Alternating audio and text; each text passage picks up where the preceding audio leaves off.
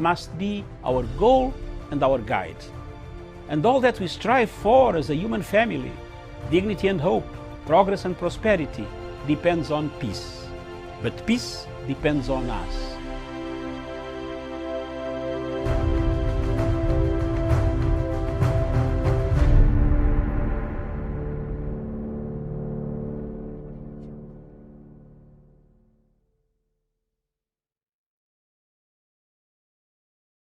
Thank you very much for watching Punchline Africa Television, right from the Republic of Kenya in the General Command Headquarters, miles away from the General Headquarters in Nairobi.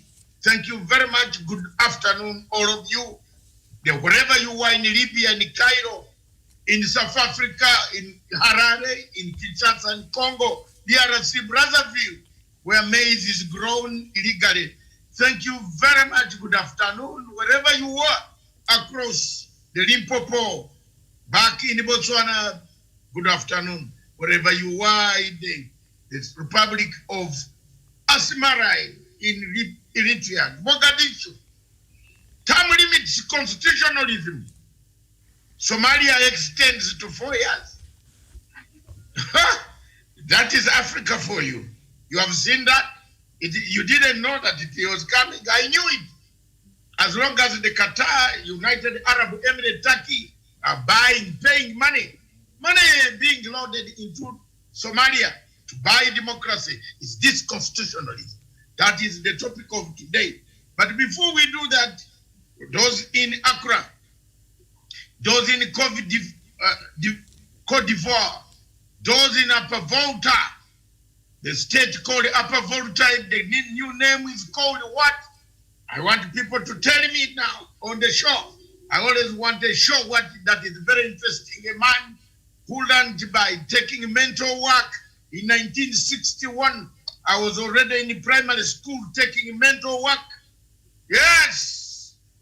If you don't pass 10 out of 10, you are eliminated from the class for 45 minutes. Yes. Oh, the teacher lies you down and canes you. Upper Volta was called what? Don't Google. Professor, where are you, man? Let's wake up and move with it. No Googling. I can see you Googling, all of you. Upper Volta is called Burkina Faso. Yes. This is here. If you're a student of political science, enjoy me. I am going to introduce soon the channel. My channel, the Matsanga channel. The Matsanga talk. You love that political science. Pure political science. Wachana na hii mambo ya urefu hii ya kuibaiba pesa za Kenya hizi. Huyu mjamaa huyu mwenye anaiba pesa za Kenya. Wachana. We are going to bring a new channel. Let's see whether you can beat us. That type of English that you write on Twitter does not befit you.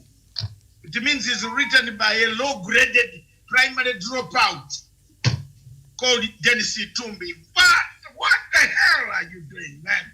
You are spoiling your career. You want to lead a nation, and then you give quacks to write your English Twitter. Oh. My friend, study plans. Thank you very much. Good morning, afternoon, wherever you are. There's no country which is still in morning. All countries have crossed over except the United States of America. Our friends that we have in America, good morning. COVID-19 in Kenya, bad. We seem to be curving the curve, but the curve might be coming back. Countries in Europe are closing down. Is it because of winter, the weather? Is disease movable? Do they have grades, lower grade, higher grade? Good afternoon. Miriam Ogutu, good afternoon. A very good afternoon to you, Doctor, and a good afternoon to our viewers and, of course, the rest of our panelists. My panel this afternoon, I take the opportunity to introduce one. Let me begin with a younger man, then an elder in the last. Right from the shores of Lake Victoria in Kisumu is our investigative journalist. He went to find out how the weather, the climate, the nature has been so aggressive. how nature is recapturing its land. Last night I did a very fantastic topic, and all of you saw. It was a fantastic topic that came handy. Buildings are being swallowed by water. Why did you go to build near water? The water is coming back. The platonic movement of earth is changing. So if you have built your house where the lake used to be, start getting another house. Don't call askari, sikari, sirikari.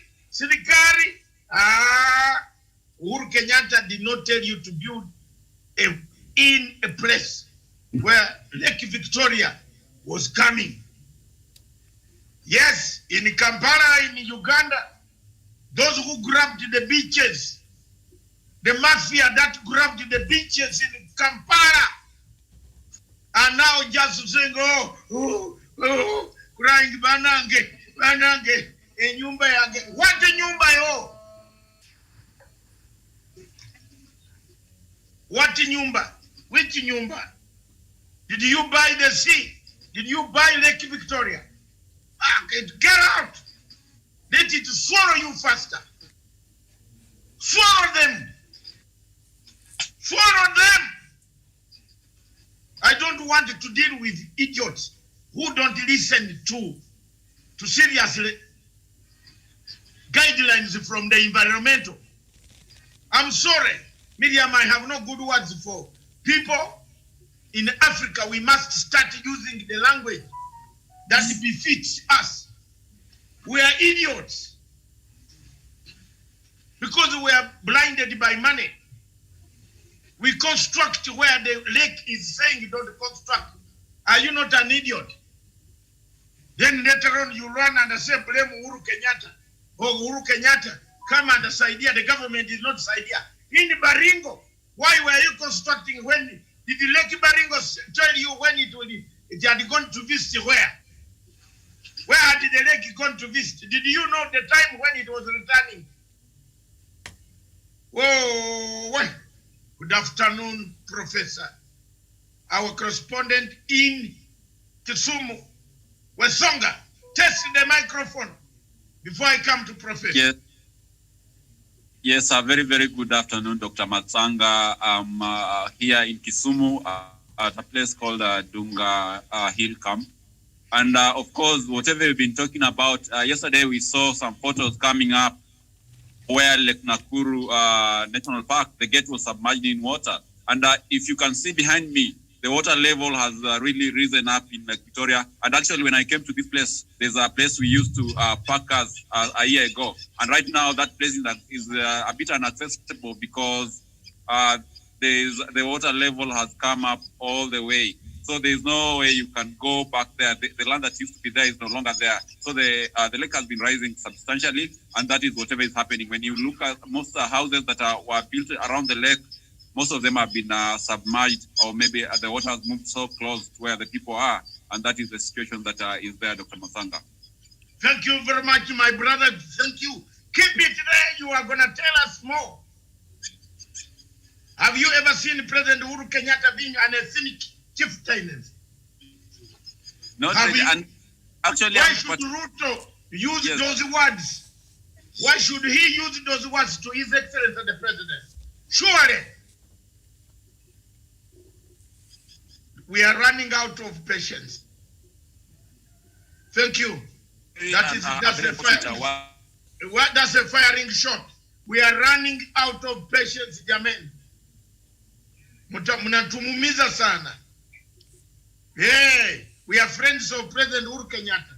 I've not seen Uhuru Kenyatta hanging out with tribal chieftains.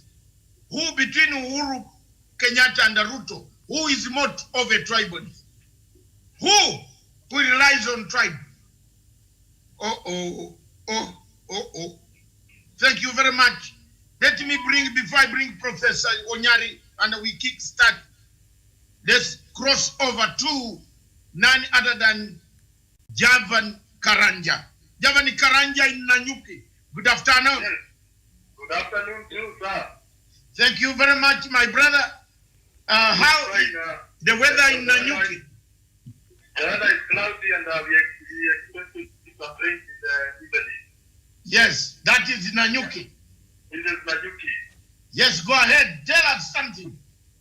Which are ready, and I have listened to a song, and I want to say that yesterday when you wrote the article about the Mother Nature, I went around in a river called Wasoniro. It's there in the areas of the Laikipia County. And I went there and interacted with a number of people. And they were telling me that when they use that place, when they use rain, those places use flood. But these days, from the year 2018, 2019, they are experiencing flooding. And that is a result of destructions of forests and so on. Therefore, what you are saying is something that is manifesting even in these local areas where even the 190 are saying that we need to conserve the environment and we need to support it and ensure that our mother nature is protected and our natural resources are well kept off. Yeah, that is it. Thank you very much. That is Karanja in Nanyuki, the end of the Rere. Yes, Uhuru Kenyatta, thank you very much for taking the Rere also to Kisumu. I would like Wesonga to tell us how far the Rere between Nakuru and Kisumu. Rehabilitation has been taking place quietly. Uhuru is a man who does these things quietly. I've written an article. Yes, I've written an article this morning. The difference between Uhuru's camp and the Ruto's camp is like the distance between the sun and the earth. Uhuru's camp does not talk much. It does action, implementation of things, infrastructure. This man, we gave him time to run around, he was doing politics. Now he's running around, he's spreading more COVID-19. So that's let him spread. Those who attended the rallies can attend, but Dr. Matsanga, I'd rather go home and look after my grandchildren. Woohoo! Remember, there are 10 of them. 10. The 11th one is coming. That's a lot of work, doctor. Can you manage? Yes, and Miriam, all of them are not thieves. Yes. None of them is a thief like some people's children are thieves. They don't walk in the town as someone pointing a finger. 11 of them. The firstborn grandchild of Dr. Matsanga is 16 years. So you can calculate my years. Eradini, a Portuguese. Oh my God, what? And what a Pan-African I am. Miriam, give me credit. Portuguese, to produce a Portuguese. Yes, a Portuguese, not Muzungu Portuguese, but African Portuguese from Angola. I don't pride around. If it was Ruto, you would tell the whole world how his children are married to a Polish mercenary. Today is today. Polish mercenary who sells arms. If I find my child marrying a Polish mercenary who sells arms, fake arms, leta hii kitu tutasukumana nao. Bado, I call upon Uhuru vote hunters to return on duty. Thank you very much, viewers. Very soon you will get the notification. Don't worry. Yo, Professor Onyari, bring it us home. This is Professor Gerard Onyari. Good morning, good afternoon, my brother. You know I'm very far away, so I don't know whether it is morning or afternoon. How are you? Good afternoon, Dr. Masanga, Miriam, Daniel, and Javan from Nanyuki, and the rest of our viewers from wherever they are around the world.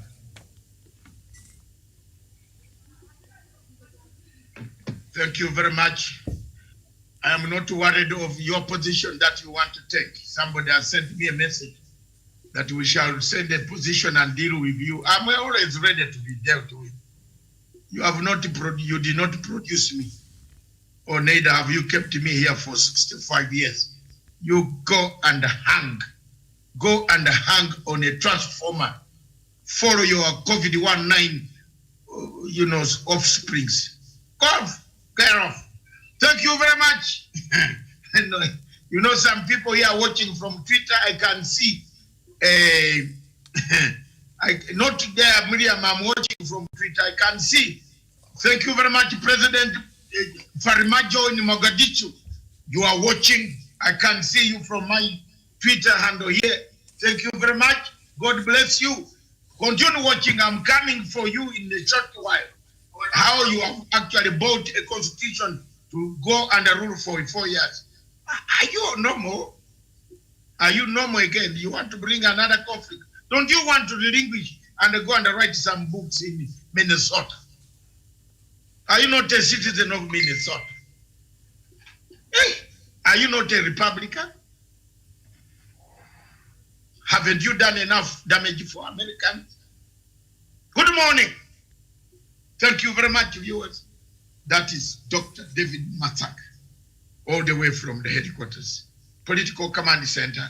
I've dissected, crossed over all the subject. Now, Miriam, you can bring it, fill the gaps. Back to you, Miriam. First with the COVID-19 news, politics, BBI, summary, 20 minutes. We go. Let's time ourselves. Yes. Good morning. All right. Wherever I am. A very good afternoon to the rest of our viewers. And of course, this afternoon, the numbers that have been confirmed in the country stands at 37,871 cases. The death toll in Kenya is at 689, and the recovery so far is at 24,581. Uganda, the cases have gone to 7,364. The death toll is 71, and recovery is at 3,646. And Zimbabwe right now is at 7,803.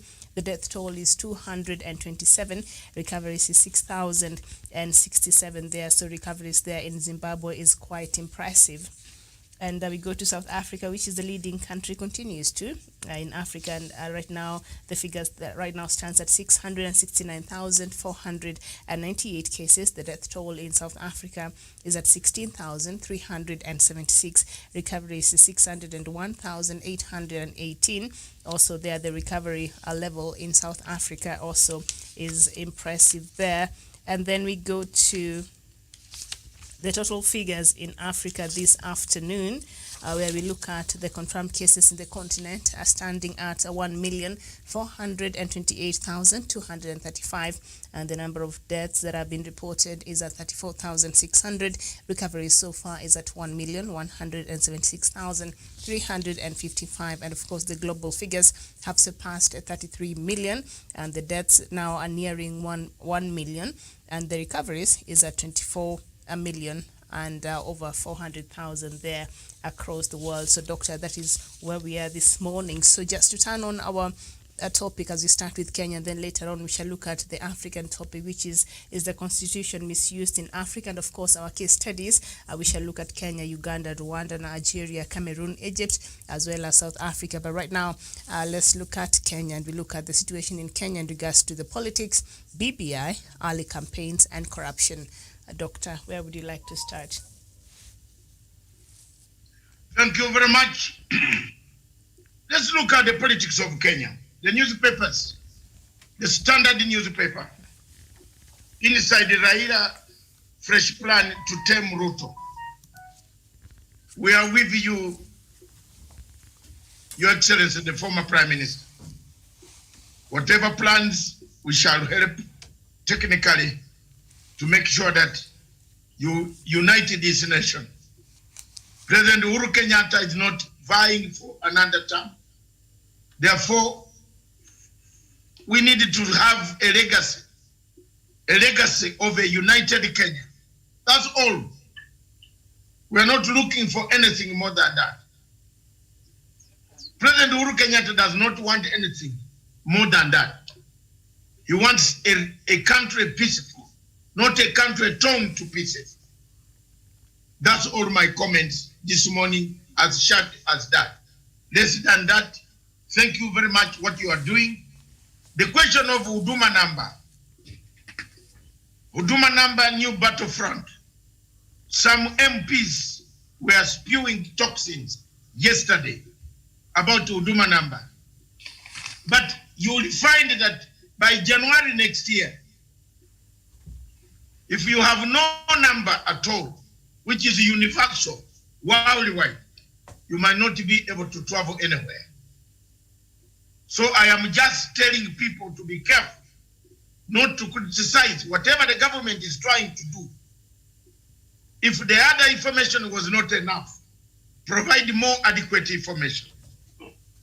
Don't argue, don't listen to MPs, comedians like that one who only knew how to do comedy from North Dakota Center or somewhere. Or Songa knows such people, I don't know them. I'm not a comedian. I'm an intellectual. But I bring sense of humor to bring humor in the show. But when it comes to answering questions that are of a very serious nature, I do answer them without looking at the telephone. Because for me, or without Googling, I studied those hard times when there was no Google. I was using a typewriter to write my thesis. My first thesis was a typewriter. I used a typewriter called Brother. I have it in my house. It is called Brother. And my thesis was on Northern Ireland. If you didn't know, Professor, why I like conflict. I wrote a thesis on Northern Ireland. I passed. I'm not a Mzungu, but I wrote on the war, how to bring about warring parties in Northern Ireland. Later on, my thesis was taken up by the British government. They utilized it to bring about the Irish Republican Army and the British system. Hallelujah. Have you ever seen your exam in Britain, examination papers returned to you? Do you know where they go? They keep them in archives. When they want to select their leaders, they select them based on those exams or based on what you wrote. That's how these international democracies, bigger democracies do. You think, how do they find a leader whom they can say tomorrow, Miriam will be the first woman leader of Kenya? From your exams, from your papers you write, from your statements you make, they are well documented. Today, the second thesis was democracy, a myth or reality in Uganda. Today, my head is high. I was right. The Professor Twido, who wanted to undermine me, may you grow stronger and watch the man you tried to undermine, because you're a great friend of Museveni. You failed me the first round. I passed the second round, Professor Twido. I am here. Look at me here. Hallelujah. Look at me. I wrote the second round. You said I had not. I told you, democracy in Uganda, a myth or a reality. I knew my people. And I was telling you, it is not.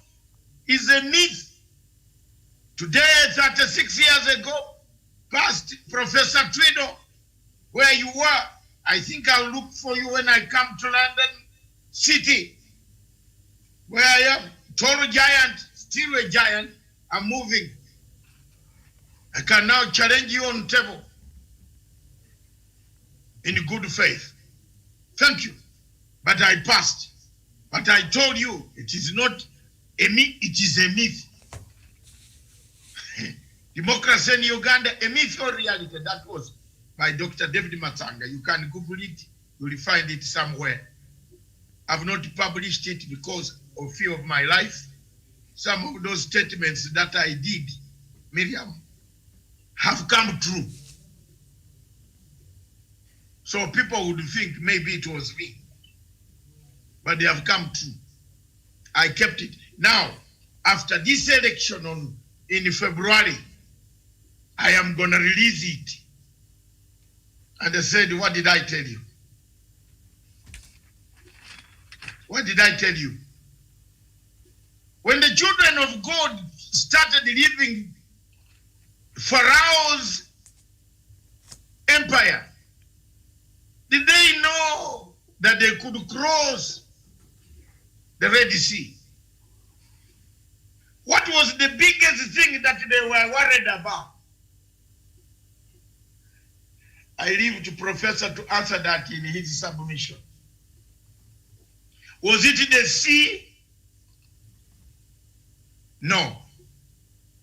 A, was it the sea? B, was it Sinai desert? C, was it the faith that all of them would go together? And D, was it the Pharaoh they were worried about? Pharaoh, I think. Again, William, I rest my case. Today, I am in the mood to preach. Hallelujah. Hallelujah. This is coming from my head, though. They're worried about Pharaoh coming after them. No, you failed. No, my dear sister, no. It's not the Pharaoh. It was what? Remember, this was a determination by God. Already the hearts were at peace. They were worried about how will they settle in Sinai. Sinai, the mountain? No, the whole peninsula. Mudunguli ya Sinai. Okay. Gwetosoma Baibuli. Abana ba Israeli bebavayo ne bagenda mudunguli ya Sinai.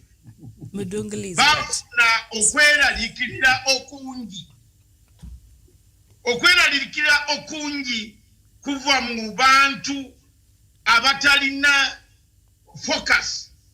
Abantu abatalina focus. Those who don't have focus. I'm speaking my mother language because I can speak it fluently better than Museveni. I was taught in Uganda. And our place was administered by Kakunguru.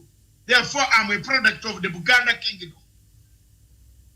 Yes, not in Makaring that you are also with. What? We are product. Don't you see the face? I'm a prince. From the prince blood.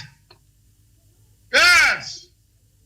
Even the choice of my shirts, t-shirts, I'm the prince. Princes choose very carefully. So, Miriam, the answer is this. They were worried after arrival where they were going. What will happen? It is not, they knew. God had told them already, Pharaoh will not stop you. God had told them already, Moses had told Moses, the sea will be opened. God had told them. There's the third one. What was it? I'm teaching on this Sunday. There were four things. Pharaoh, the Red Sea, and the rugged desert. And then the desert. The death of Julius Caesar was not a problem, but the fall of the Roman Empire was a problem. Are you there with me now? Julius Caesar died, but what happened to the Roman Empire after his death? Jesus Christ died. Had it not been the hand of God who brought him back, what would have happened? Have you seen our people? Have you seen how thieves marshal people in helicopters and they go to Bumura? It's because of Jesus Christ. All of us believe that Jesus came back, but the thieves have marshaled the people to go to Bumura to insult a head of state. It's Jesus. Sunday. This is a Sunday, Miriam. Let's get fitting. Let's finish. Today we don't want to be caught by time. Yes, the politics of Kenya, the standard is that one. On the Daily Nation, a better tomorrow is here. And exactly, Matanga is a prophet. Isn't it the desert I told you? Isn't it the desert? It's about schools. The better tomorrow is here of Kenya. And look at what I've written today. The last card, the better Kenya, and the knowledge I've just brought for you of the children of God who were in Egypt. Make your conclusion. That's why I tick.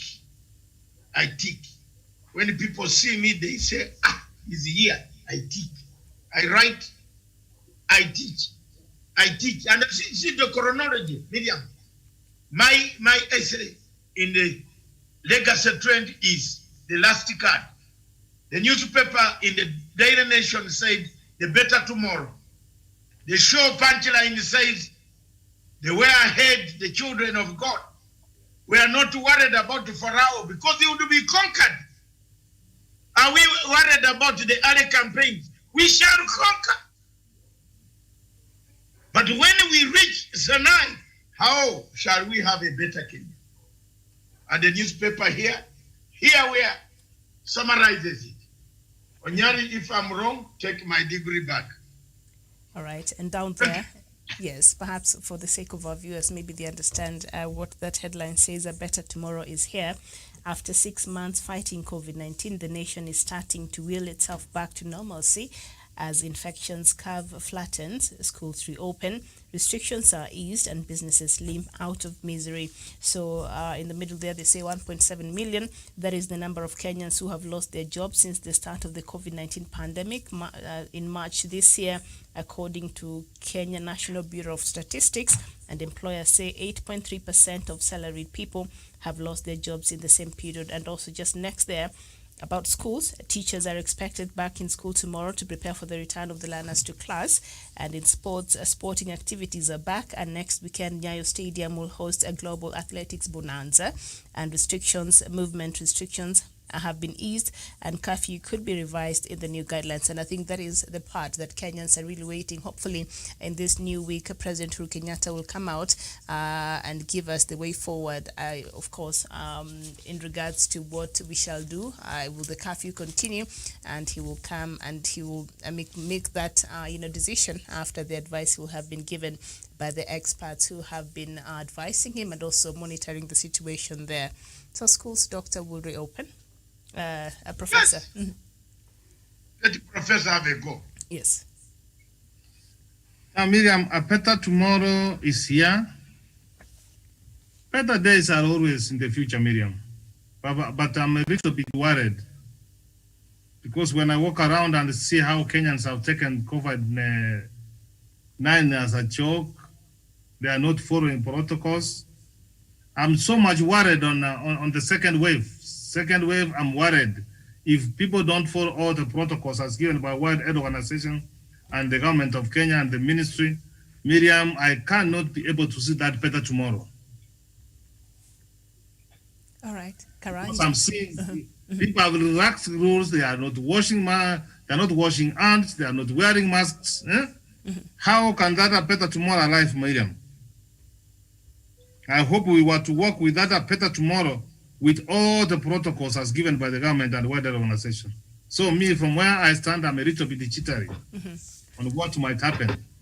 Because the second wave sometimes has proved to be very bad. Let me just stop there. Yes, from what you've seen across other countries there, Daniel from Kisumu, what do you make of a better tomorrow? Of course, Kenyans are really waiting to hear that announcement by President Uhuru Kenyatta, whether the curfew will continue, because that is just one of the restrictions that I think right now is quite, has been extended for the last couple of months, of course. So what are you expecting? And are we expecting a better tomorrow, even as our schools are set to reopen? Yes, of course, Miriam, as Professor has said, okay, the pandemic claimed so many jobs. So many people lost their ways of getting an income, of earning a bread. But as it is right now, even with the numbers, and they say the numbers don't lie, you see, we have started recording very, very low numbers in terms of positive cases. And therefore, that gives you a hint that perhaps upon the horizon, we can see that better days are coming. Kenya is going to go back to normalcy, as well as the rest of the globe. And therefore, we are optimistic that at the end of the day, we shall be able to overcome whatever implications that this pandemic has brought upon the people. And also as well ensure that the economy comes back to life, and people are able to make a living, and people are able to go to their places of work. Our children are able to go back to school. And that is what I expect, Miriam. That is what I can make out of that. Mm-hmm. And Dr. I don't know if Javen. Let's bring in Nanyuki. Yes. Yes, Let Miriam, wait. Let Miriam address you. Don't you feel you need to hear that voice from her? Javen Karanja, very good afternoon to you. Thank you. And I will talk what our professor has said and the song, and I think according to the numbers are very clear that we are heading somewhere good, because the gap is flattening and solving the numbers very low these days. Therefore, we are very optimistic that better days ahead will be better off. But I want to agree with Professor Nyani that in this issue, if you see what is happening around, if you go around this town of Nanyuki, you see people are not adhering to these rules. People are not wearing masks. People are not washing their hands. In fact, when you go to some places like shops and hotels, you see that they don't even have the soaps. They have plain water that is only water around, and they don't have this soap that is very useful in killing those germs that cause the COVID-19. Therefore, we may have better days ahead, but as people, we must keep on following the government regulations and making sure that we sanitize, we keep social distance, and we follow whatever government is saying, that we make sure that we keep this disease at far. And we should also avoid the data gathering, the political rallies, because they are having peaks now. And as Kenyans here for this country, we should at least wait a bit and wait for these people doing their politics, the premature campaigns and so on. They should wait a bit, and they should give Kenyans their dignity by ensuring that their health is priority number one. Yeah, that is my observation. All right. Thank you very much. Mm-hmm. Yes, Miriam, give me permission to go. Yes, go ahead. Go ahead. I think we're through with the newspapers. We can now get to our topics. No, still to hammer. We have 80 minutes. Yes. To the top of the hour. Yes. To be able to summarize this. Mm-hmm. Go ahead. Chapter 3. Wait, I'm a schooler. Chapter 3 of Things Fall Apart with Songa, Karanja, Miriam, Professor Onyari. Okonko talks about the seeds, the 200 seeds. Do you remember that chapter, all of you? Yes, Dr. Matanga. The 200 seeds that were put but did not yield, but they persevered. So when Okonko confronted with this, he said, since I have survived, and they have survived, I will also survive. I will also survive. That is the hope. That is the hope the children of Israel had when crossing the Red Sea. That is the hope when they were leaving Pharaoh. That is the hope. Oh, ye. Go and read chapter 3 of Things Fall Apart. It comes automatic. Don't say Matsanga is lying. The drought continued and continued and continued. But Okonko said, hello, hello. The Umofia clan said, hello. We are in chaos. Remember, the children of Israel were in chaos. They turned on Moses and said, Moses, why did you take us out of the comfort of the Pharaoh. What you are to Jayo Mulubidi Pharaoh. No to let tower, no. My fellow Ugandans, don't worry. You are soon getting out of the Pharaoh's hands. Be prepared on how you stay together. I preach Okonko chapter 3 in the things fall apart. Read it. Chapter 3. I want you to read it and come back. In that chapter, the 200 seeds persevered the drought. And Okonko said, if I manage to survive, I have survived. If Matsanga is wrong, take 1 degree away from me. But that is the book.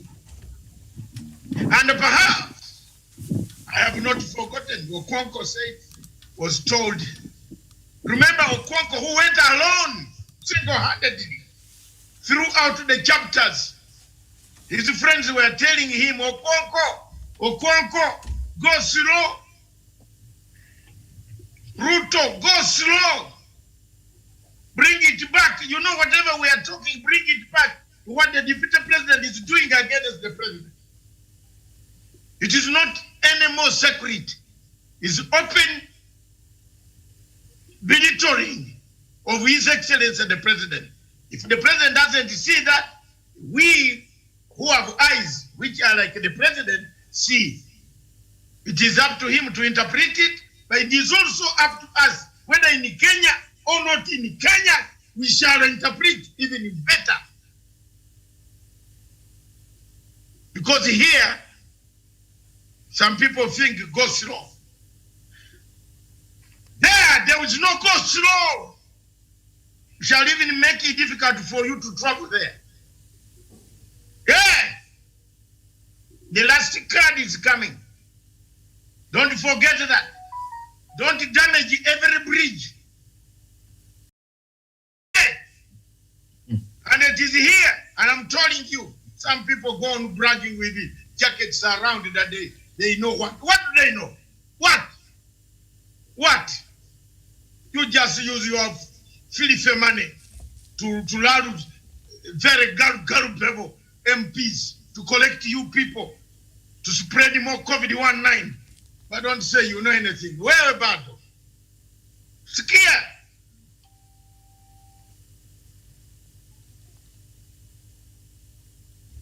When Aldamoro was told, don't touch the mafia, he refused. He said, I will lock them up. But the mistake Aldamoro made, and remember my viewers, and listen carefully, is he went to the terrorist group of Red Brigade to hire them to kill the mafia. And guess what? He gave money, he was giving the Red Brigade to assassinate the mafia. One day, both the mafia and the Red Brigade united.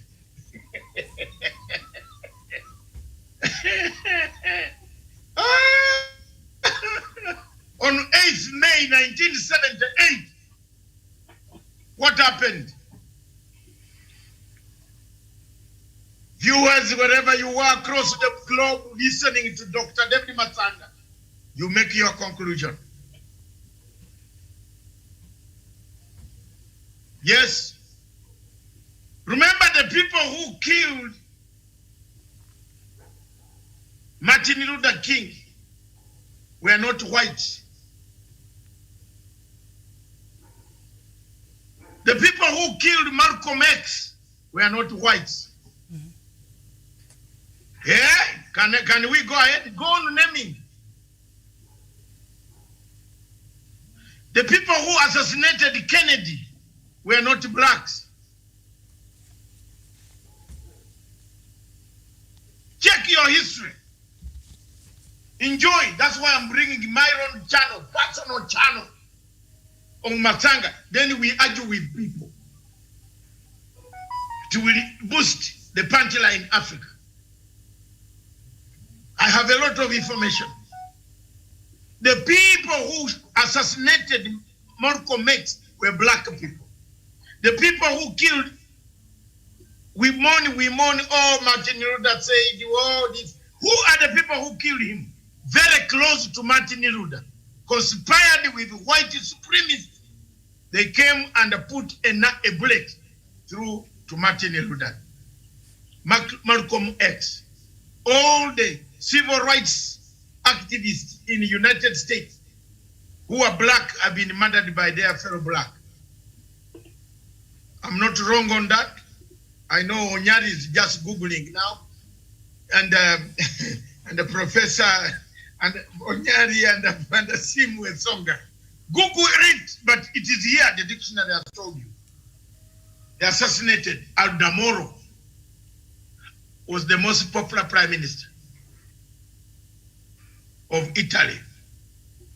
He could raise crowds and crowds and crowds, very popular, that the children, the ghetto children of Italy, in Italy, when you leave the main station in Rome, a few meters away, you find a very terrible, notorious, before you reach the Vatican. Oh my God, there's a notorious area there of mafia. The men, the gang, the cartels, the men who make deals in Rome. Remember, they stole my passport and my briefcase the first time I stepped in Europe. But I ran with them. God is always on my side. What? I ran when the man came, the younger boys who were running with my briefcase came into into my chest. I hit them. And they fell, they left the suitcase. The police came to arrest me. They said, arrest me for what? I've recovered my suitcase. That's the experience I had in Europe, the first time to enter Europe. May God help me. Jesus Christ, I'm here. I'm here. I've gone through a lot. I can't remember. Whenever I remember on how I thought for my suitcase, my briefcase, which had everything of mine on life. Oh no, Miriam. I wouldn't like to see any younger Kenyan to go through all those problems. Jamin, hold your country together. Don't ever try to go through those problems. Some of us have gone through. Some of us are called refugees on this shore in South because you never know tomorrow where you might also be. You never know. So hold your country dear. Don't allow malcontents to spew toxins and the fangs of snake bites that can create chaos. Please, shun them. Follow Uhuru Muigai Kenyatta. United Nations. That is all about the politics this morning. Thank you. All right, very well. Thank you so much. And on BBI, of course, on Friday, Raila said that the BBI evaluation report will soon be unveiled, and adding that the forces that have always opposed change and voices of impunity that thrive on corruption and outright lies have already ganged up against it. He added that under the BBI, Kenyans are engaging each other on how to end corruption, which has crippled this country but continues to be the lifeblood of those opposing change today, as they have done in the past. And also on early campaigns, just in a nutshell, and then we can get into our other topic, because also we'll talk about Kenya when we're looking at the constitution. Our Wiper Party leader Kalonzo Musyoka has joined Deputy President William Ruto and ODM Raila Odinga, who have embarked on serious campaigns 2 years ahead of the general election. Now, Kalonzo's meetings appear to be a response to declarations made by Governor Alfred Mutua of Machakos and Kivutha Kibwana of Makueni that they will contest the country's top seat. So those declarations there made Wiper leader there uncomfortable. Now he's also embarked on an early campaign. The problem with that is that this might derail a little bit, President Uhuru Kenyatta's legacy there. Too much politicking. We still have 2 years to go, so I think that is the downside of the early campaigns that you've seen here in the country now in top gear. Just a comment, Professor, and then Daniel, before we go to the other topic on Africa. We start with Daniel from Kisumu. Yes, thank you, Miriam. And of course, Kenyans have seen a lot of campaigns starting prematurely. And it started with the deputy president, and now we do have Professor Kivuza Kibwana, we do have Dr. Alfred Mutua. And of course, what I can tell you, any political pundit or any political commentator of high intuition will tell you that these are just pacemakers in this political field. These are people, when you look at them generally, these are people who cannot gather any storm. They cannot tilt the way the Kenyan political landscape is. So therefore, this is a very common scenario when it comes to Kenyan politics. So perhaps there isn't much that we can be able to take from it. All right, very well. Professor. Miriam, that's true that people have started hard campaigns. Hard campaigns to go where? 2022 is far away from today. Can they sustain the momentum, Miriam, up to 2022? You go for a campaign knowing that in the next 2 months, after 9 or 90 days, you go for an election. But be it as it may, time has come for the country and the Kenyan people to change strategy, to support the president, because people don't have the interest of the country at heart. Miriam, one man can take a horse to the river, it can drink water. 100 can take one, but they cannot force it to drink. So we are not going to force them to stop doing their hard campaigns, but as patriotic Kenyans have said, and as Dr. Masanga said, that we need to embrace unity, Miriam. People, sometimes when you are being told what peace can mean to a country, like now, Miriam, in a time like a pandemic like this, a whole deputy president of a country want to assemble a mammoth rally to address people, to start castigating them about things which are neither there nor not there. We have whatever cause to worry, but I'm very happy that the president is working, and in fact, they have given him ample time to work, and now he's supervising the project. I saw him opening Nyaw Stadium yesterday. He has been going under reimbursement, and we even said by December we are going to have nine of those. So what we need to do, and I'm saying that, is for us to change tactics and the strategy on what we want our country to be. So my appeal to you is that, Miriam, those Kenyans who are patriotic and nationalistic enough, we should support the president to realize his legacy. And the sooner they will realize that we are supporting the president, Miriam, they will be surprised. The president will continue to deliver. That's all that I have to say. The other campaigns do not help, but I want to commend that what Kalonzo is doing, what the Prime Minister is doing, and the Mutuas and the Kivuza Kibwana is really because you cannot allow your competitor to go outside and bed the rice. Because if rice told several times, many times, million people will come to believe. So they have got a right to rebuttal. They have got the right to reply. They have got the right to put records straight, just the way the Prime Minister is trying to say, Miriam. And I want to be fair to everybody in this country, because history is there. You cannot erase or delete history. History remains history. What does the deputy president stand for? Tell me when it comes to fighting for liberty and freedom and reparation of this country. Tell me what he stands for. He never supported the constitution. He doesn't even how it is constructed. He does not see anything wrong, anything good, anything bad with the constitution. He thinks that anything there is to be opposed. We have said now, okay, and that's now the Prime Minister should go around and post that kind of question. Even when you want to tell that it is hustlers versus what, I don't even understand. Do you want the people's children to be hustlers?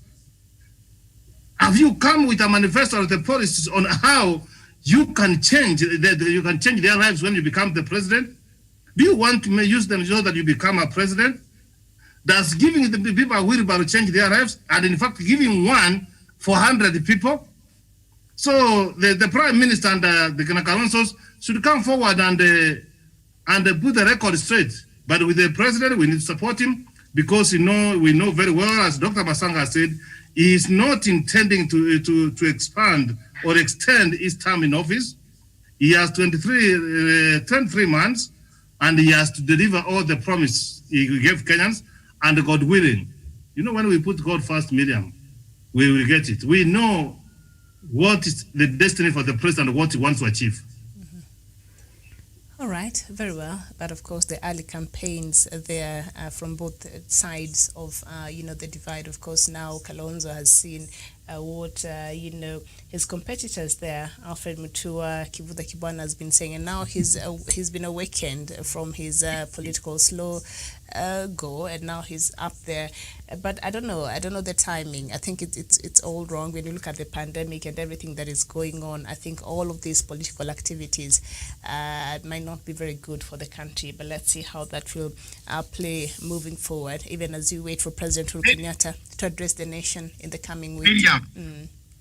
Miriam, my sister, before others, I don't know whether they have made their comments already. Yes, they have. Kenya is at crossroads. If you look at what I've written this morning in the legacy trend, I wrote it at about 5 a.m. Kenya is at crossroads. Torn between political opportunism. Simple. It summarizes whatever you want to say. An expert who has the knowledge, when he is given a microphone and a platform, lecturing to students, taking notes. It's political opportunism versus, and be careful of this, versus those of service delivery, development, reform, and social progress. Two camps appear in Kenya. Ruto's thieving camp. Everybody who has thieved the country has run to Ruto for refuge. Why don't you speak the truth, Jamen? Let it set you free, like me. Ruto can hate me, so what? Does he feed me? I can feed myself even on the ocean. I will go away. The best he will do, Matanga, I will go. He has already told me that when they take power, they will send me away. Fine, let me use this opportunity when good people are still here to tell him the thieving group, those who have stolen, those who have a problem with the CDF, they all run to one medical doctor of theft who prescribes aspirin, malaria, typhoid, fibroids. These are not fibroids of disease. These are fibroids of theft. Ndio mnalitaka namna hivyo? Tuambiane ukweli, si ndio? Professor, should I keep quiet? Go on. Wesonga, why are you not coming in? Speak the truth. And the truth shall set us free. Are you astounded? Are you the only guest in Jerusalem?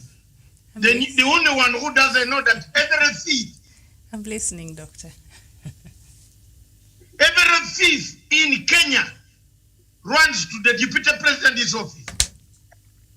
You need it to steal something, then run there. Waruke, nani.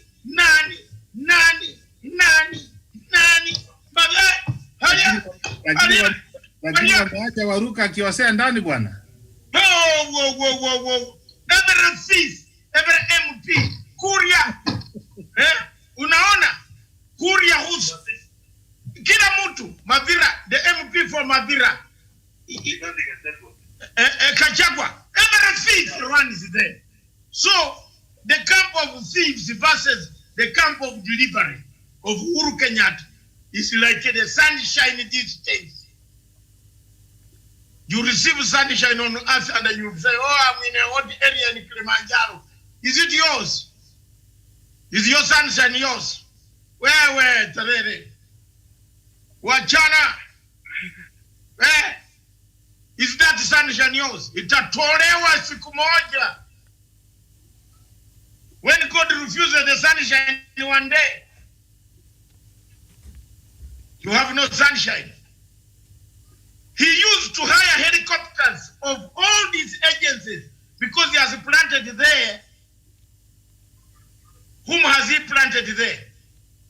Planted his henchmen. So they released helicopters. President Uhuru Kenyatta did a very good thing to bring these helicopters under Air Force. Where Aterere Ruto go to the Air Force and apply for helicopter for political rally. Mwizi. Tuendelee or situendelee? I've told you I'm calling back Uhuru vote hunters. We are deadly boys. Even when Ruto saw the team, Uhuru vote hunters with t-shirts, anyway, he was shaken. We are going to be back. We shall not allow our general to go down. So, angalia hii. Does it mean to you as a Kenyan that every thief who has stolen something from government, who has kosayana na serikali anakimbia kwa nyumba yako, then you call yourself a Christian? Are you? Yeah. That you know what is happening? You are carrying their sins. One day, the sins will return on you and they will haunt you. Wallahi ya Mungu, you won't even know which bad spirit came for you. Licho ndio ya kweli. The Maraga story, the this story, Miriam, forget it. It's the same man. Am I wrong, Professor? 100% right. Who is paying Maraga? IDLO. Did you know that Maraga did not know how to write English? Do you know the man who wrote that letter of 10 pages? Director of IDLO. We have got even his photograph on type on the computer. Well, we must tell that already. Maraga just signed the letter, he didn't even know. Google IDLO, what it does in Africa. Google who has paid for the ticket. Find out where Maraga's family is. Where have they gone? Why is he going away? Mwizi. The answer is Mwizi. Jama, if you, in fact, in Kenya, if you want to be in the group of Dr. William Ruto, you steal a bit, and they will call you very fast. Come, join the group.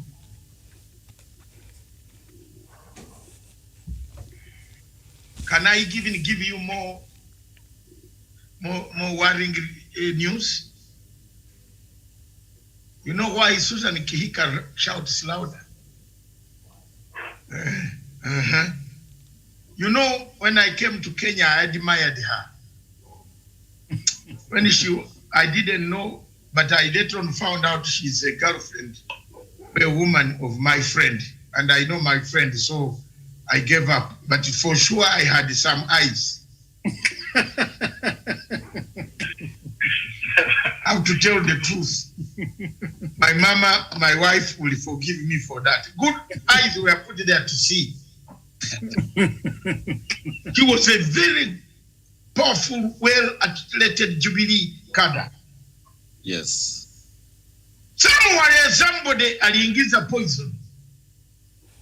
Sijui poison kani hii inajeusha watu. Mimi siwezi kujeushiwa na poison sasa hiyo. Cheap poison locally bought in the stores, trigger stores.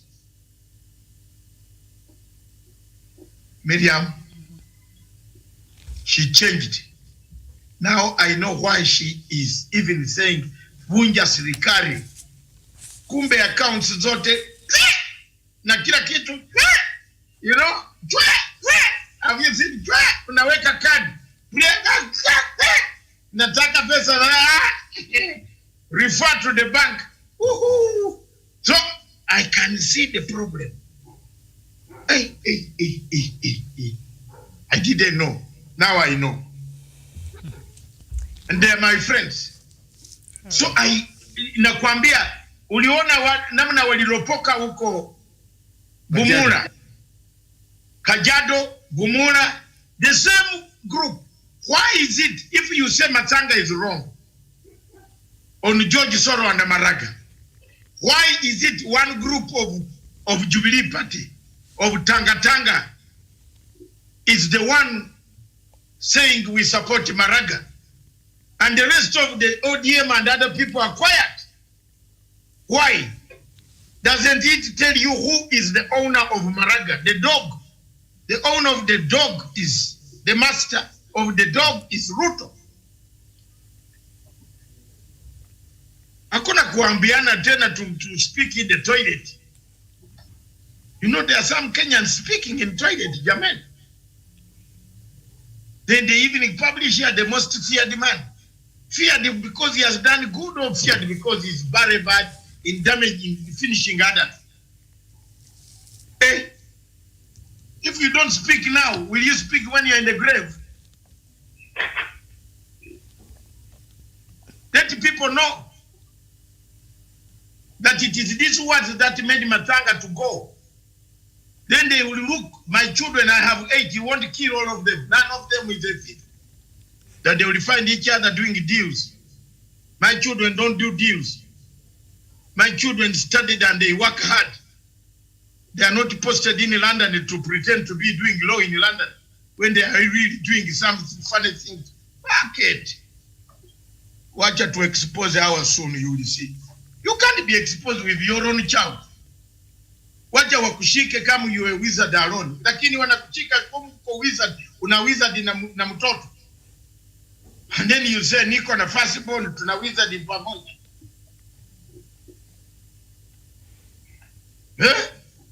All right. It's an abomination in my Luya culture where I come from to be a wizard together with your son. You know, wizard is Miriam who walk at night naked. Then we have medicine men in Luya community and a Kamba who put medicine on banana plantains. So when the wizard runs and he is caught there until morning, so wakupate na mtoto yako kwa plantation huko uchi, is it uchi? Uchi. Hey, it's better they find you alone one. But I hear a wizardry it's inherited. Usually when a parent does that, one of the children. That's theft. Theft is also hereditary. I was just talking about wizardry, but yes. Yes, yes, theft. If father was stealing, you also steal. Hey, where Jamen? Wachana.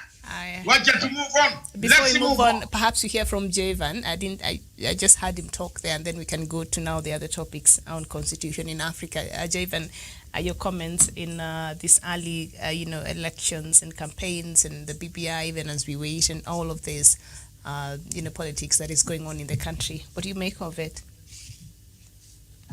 Okay, thank you very much, Miriam. And I want to agree with the panelists. People who are campaigning now and they are serious on it, and they're even claiming that the election will be rigged. What is happening is all the votes to them right now. We'll do nothing with the votes because we have this president who is working hard to ensure that he keeps the promise that he promised Kenya during the campaign. And therefore, the topic is not here, not there. These are people who are of our obedient, and we are left wondering, why are they so much interested in becoming the president of this nation when as the deputy president, when they were in the second in command, they have not done anything in Kenyans. They are here using them and calling them hustlers, giving them things that can help them, Kokotenis and Syrians that they don't add budget to anybody. Therefore, these are people who are power hungry, and the question should be what they want to do after getting to power, what that they can't do now when they are still in government. And the president is doing very well because as Dr. has said, he is maintaining on his leg of the chair. He is ensuring that he is doing a lot of things. If you come to this part of Nanyuki, you'll see how the railway line and the innovated railway have turned out a business. The business are booming again, and people are traveling, and the economy of this area mostly is tourism, and people are coming all the way from Mombasa, Nairobi, to come and see some of animals in these orphanages in these areas and wildlife conservation. Therefore, the president is doing a lot, and these people who are doing their campaigns right now, there are people who don't care for Kenyans, and when they tell you that they're handsome, they just want to use that slogan. Fair and things when they started politics. When they started politics with rich people. They started politics, and then they have the table of the people who have saved this country. Therefore, it is hypocritical for them to think that right now, the 12 hustlers came from heaven and presented this country of Kenya, and that now they should care for them. That is hypocritical, and there's nothing they can do about that. They just want to use them, and after getting votes, they will be abandoned. If they abandon the government that they elected to them, how can they just abandon you people who are being called hustlers? Therefore, they should refrain from doing that. And that the BBI is here, and the former Prime Minister Stephen Ahid, and it's around the corner. Therefore, it's something that we are eagerly waiting, and we anticipate that they will bring permanent solution to corruption, and to election irregularities, so that we have a country that the leaders will be elected, the people who Kenyans want, the voice of democratic Kenya. Therefore, that way is the way that we should go. And I thank the president and the team of Handshake because they are really patriots and they are people who care for this country, unless the other teams that are only cared for their stomach. And when you look at the people who they hang around with, and the people who speak, but they don't act, and they have a common denominator that all of them, they are tainted. They have a corruption case. They are people who are accused of corruption. Therefore, these are people who, even in trumpets to rule this country, they definitely ruin this nation. Therefore, that is how it is. And Kenyans should open their eyes and see the government of the day. We leave a legacy, and I know President Kenyatta can't leave a country that is divided, and you ensure that we have a right to shoot and credible election. Yeah, thank you. Let me add there on Karanja. Ina Hassan, you always come on this television with intention. But we shall not dismantle you yet. We shall leave you until you find the truth of what we speak. We have not spoken about people's land. We have only spoken about thieves. Whichever side they are thieves. Whether you are from which side or which camp, they are thieves. So, Mzee, as much as we like your viewing and your comments, also comment with objectivity that thieves are thieves. If they are crowded in one area, if you live in Kenya, you will know that every thief is today in Bumula. Was there, everybody in the government, all MPs who have a quarrel with Uhuru Kenyatta are in Bumula.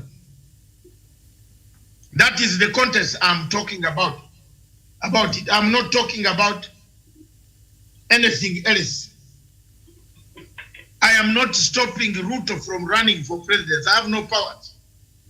I am only lamenting why he decides to call his boss a Finiki chieftaincy when he also uses a tribe to finish others.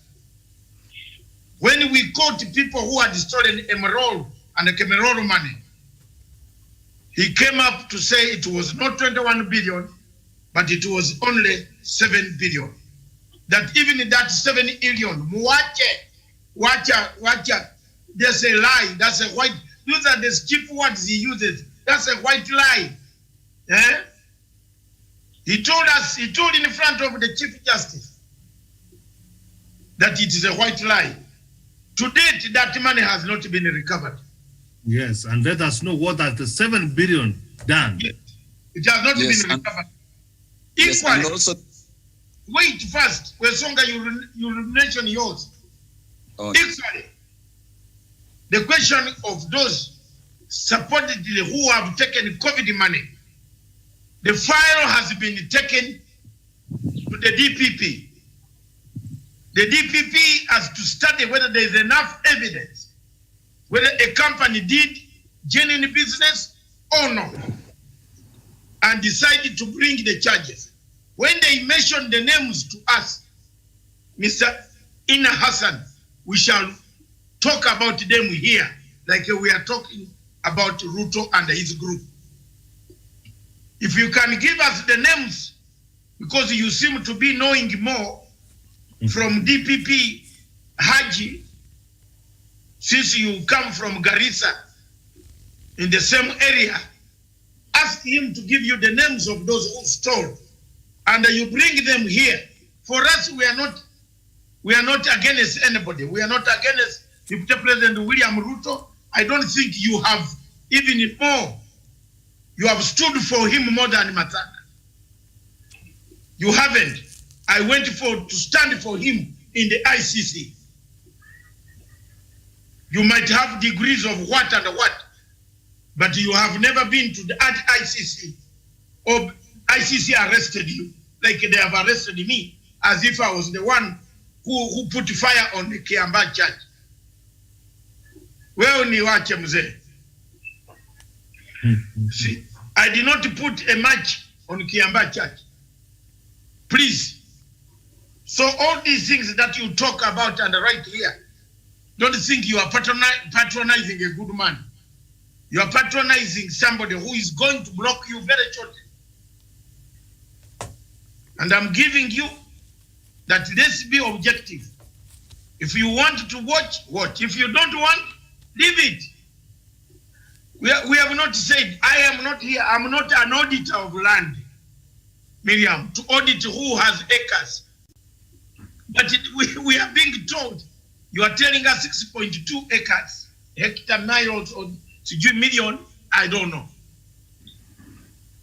If you have that evidence, like we have the evidence that Maraga, the letter was written not by him, but was written by the director of IDLO, which is on Gongo Road. And the inside agency, the ladies and the other, you think you can teach me what to do in investigation is in intelligence. You are useless in intelligence, you. And don't even try me. I've known where you are and the computer you use. Very shortly, I will block you. You will see this from somewhere else. I'm fed up.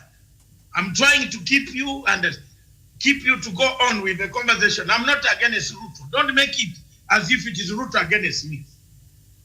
I am one of those who stood by Ruto. I don't think you have ever had lunch with Ruto's daughter or with Ruto's wife on a table. I have ever. In Sheraton, in The Hague, in the presence of 80 people. You were not there. I was there. So don't pretend to be here coming, talking shit, patronizing me. No, I'll not keep it. Go and create your own channel and insult me. But you won't be insulting me on this channel.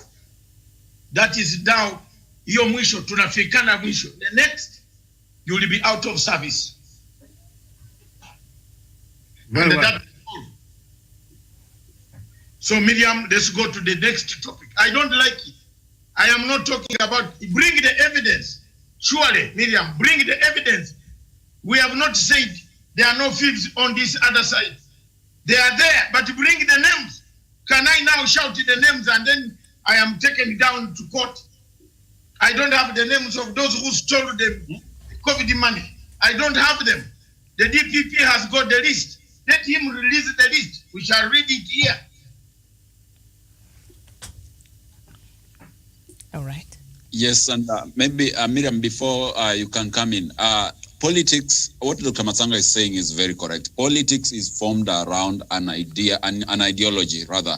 And, if you are looking at these formations, then you have to ask yourself, which ideology brings together these people who have been brought before the corruption courts and charged of various corruption offenses that binds them together in coming up with a team that whose agenda is to insult the president, is to have some scathing attacks at the investigative agencies like the Office of the Prosecutor and the DCI. So we have to ask ourselves, what brings these people together? Then the answer ultimately comes to what Dr. Matsanga is talking about. It's corruption. These are people who believe that if they can be able to gang themselves in numbers, then they can be able to defeat the truthful hand of justice. And therefore, it's very shameful if someone can get offended because thieves are being called out in whatever term that they should be called out. And I think Dr. Matsanga is very right in whichever terms he's using in doing that. Okay, thank you so much. Miriam, to reinforce that, birds of the same feather flocks together. Is it not true that the MPs allied to Tanga movement are supporting Maraga, advisor of Maraga? Is it by coincidence? Is it not true that all members of parliament who are having queries with the CDF, who their files are almost complete, are where they are? You want to say that we don't say those facts? Is it true that the deputy president said 7 billion money is the one which was given to Kimorera and Arod Dam? When you go to the ground, do you find that dam going on and the 7 billion has gone? So Hassan, you must be very objective. And when you say that there are thieves in the other side, you also name those thieves. If we name and you name, then we will be taking Kenya forward. But when you get offended, then it seems you might also be here doing their dirty job. And I agree with Dr. Matsanga. If you continue with that, then I don't think you need to be in our midst because you are not very objective. Let us call sin by its name and not a big spoon instead of a spade. I have brought evidence which is very clear to show that Maraga is supported by Ruto's camp. I've not hidden. You saw what they talked in Kajiado. So challenge me on that evidence. Don't call me names. I also have a family, even better family than yours. If you want me to tell you. None of my children beg, like me, my friend. Don't start me. Either behave on this channel or you go away. This is the last chance and I'm leaving you there. Okay. For Felix Nyagate, I've blocked you. You go and create yours in your toilet or latrine and broadcast. Period. Go and tell Ruto, don't tell me. I am here to defend the legacy of President Uhuru Kenyatta. And I'm not disagreeing. If there are people who are doing peaceful criticism, fine. If it is a television, go to television. You saw Rubidiri. Yesterday, Rubidiri reading Chumbi's. This is not a television you will bring anything stupid on Uhuru Kenyatta. And I take it. Never. Never. If you criticize him on this one, I block you. You think I like people who will see me? Where? I'm not commercial. Go undertake such stupidity to debate. Is it Victoria Rubadiri who can read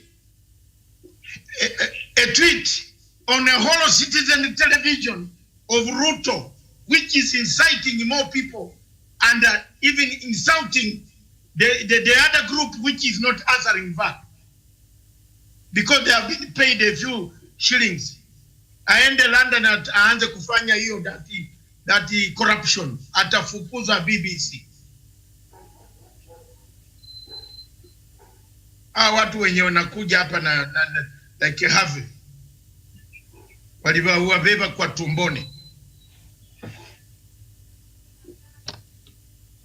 This television defends President Uhuru Kenyatta, period. If you want, you stay with it. I'm here to defend him. He's my friend. He has no other communication network. All networks have been bought. All journalists have been pocketed.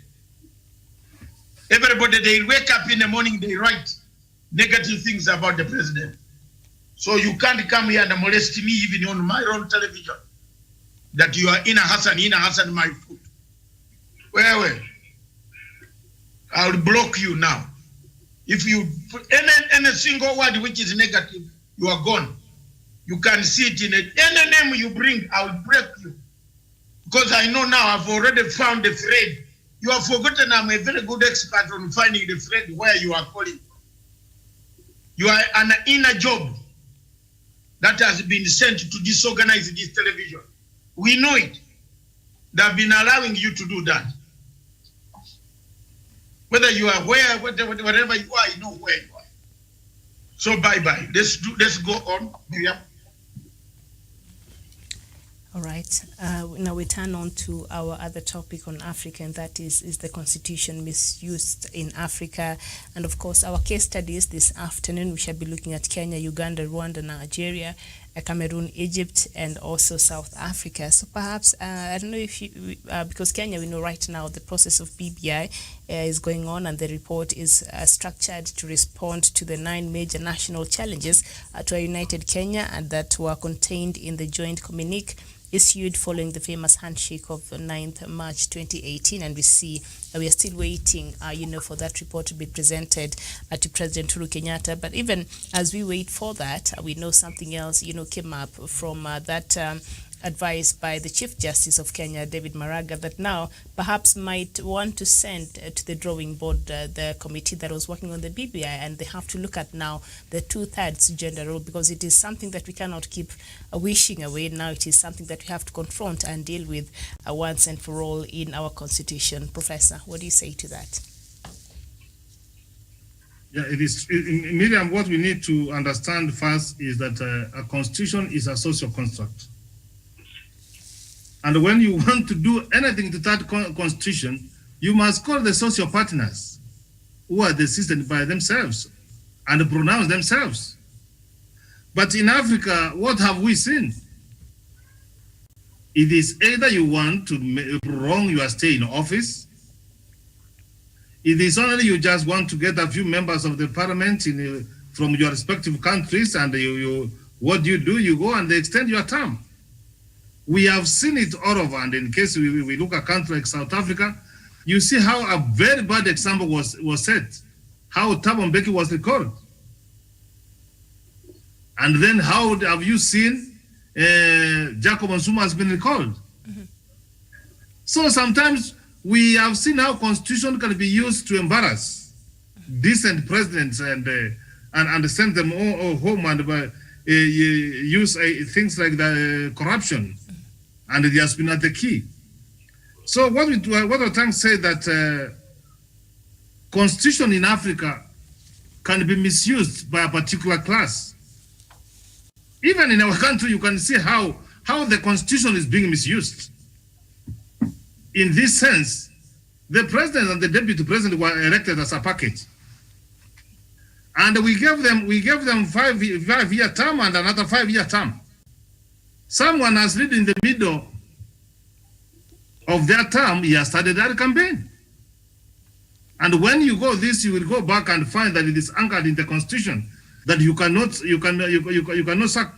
sack your there's nothing you can do. So in essence, in most African countries, Miriam, you can see how it can be misused.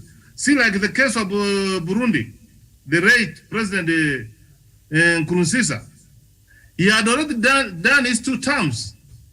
And he said, oh, look here, the first one, it was just an interim arrangement. So he went to parliament and extend. So that one, Miriam, as we say, that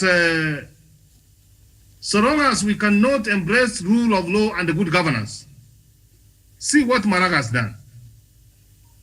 And you can see we cannot be able to agree. Those who are supporting and not who are supporting.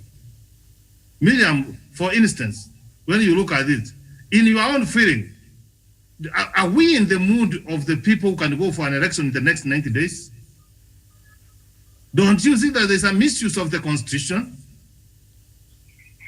Our Constitution is a social contract. In areas where it has not worked, we audit and find out we move forward. So to me, from where I sit, I can see how the constitutions have been misused to destabilize countries, to perpetuate impunity, to make people not work simply because you cannot do them anything. You can even see, even in our country, we arrest someone, where do you normally see him rushing to? Mm-hmm. To court that his violation, his fundamental rights have been accused even when he has stolen from the country. Even you saw the other day someone trying to come from nowhere and abuse everybody. You saw how he could use the Constitution, Miriam, to go to court to ask a bond because he was even telling me that those policemen come and arrest me. So Miriam, it is true, in many African countries, constitutions have been misused for people, for their selfish interests. So long as it is favoring them, you will always see them quoting them. It is very unfortunate, and that's what I have to submit up to that point, Miriam. All right, very well. Daniel, I've not read this opinion piece by Gitau Warigi, but from the front pages of the Sunday Nation update says he wrote about the gender rule needs more than legal fiat, and he's saying that CJ Maraga's advisory to President Kenyatta should have been based on reason rather than legalities. We know what Maraga did there was in line with the Constitution, but also we know other factors. Sometimes, as Professor there has said, we have to also look at public interest, when we're looking at certain things. Does it augur well with the situation in a country, the political dynamics where we are? Was it the right time for Chief Justice David Maraga to give this advice, knowing very well he has about 16 weeks when he was giving that advice for him to retire as the CJ of the country? So what Gitau Warigi now is saying, that reason should have prevailed and not legality.